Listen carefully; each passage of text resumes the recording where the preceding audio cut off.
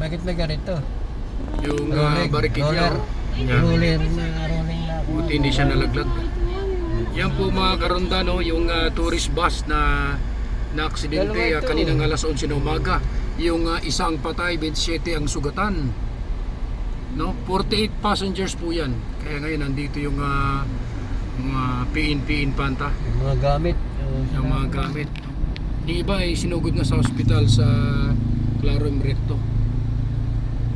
Yan, no, mga gamit, oh. Dito yung mga diesel. Oh, diesel. Lagyan ng ano. Nasa pagbaba po ng Matarik na lugar. Dito po sa bahagi po ng Ano pa yung isa? Dalawa yung bus na yan eh. Magsaysay ito, sa barangay Magsaysay, sa may Pinlac area. Lagpas po ng Pinlac Falls.